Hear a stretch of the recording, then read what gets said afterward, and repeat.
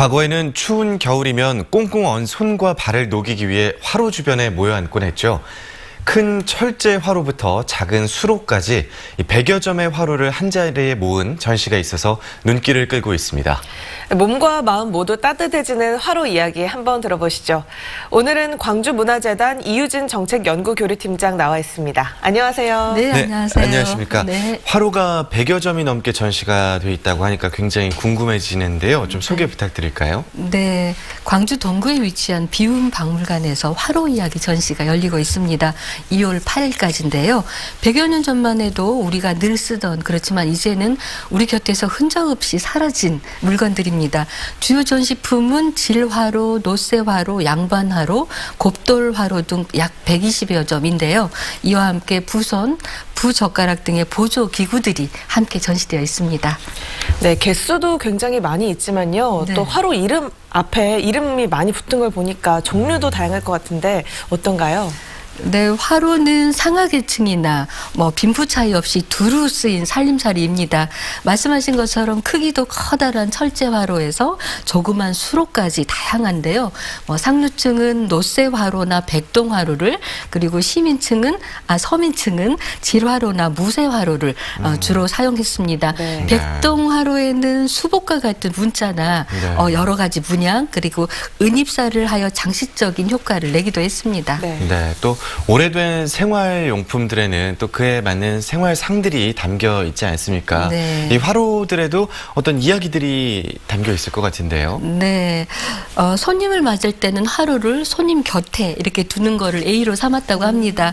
네, 또 연장자 곁으로 밀어줘서 따뜻한 정을 표현했다고도 합니다.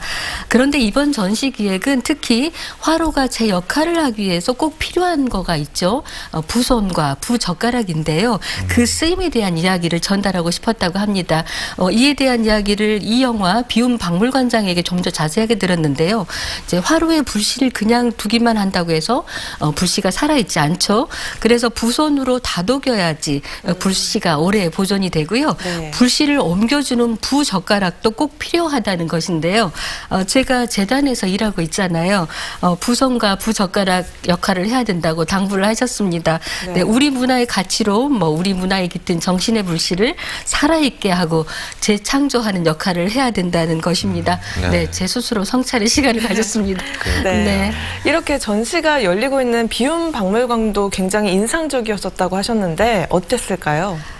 전시장에는 3만여 점의 생활용품이 정말 네. 빼곡이 전시되어 있습니다.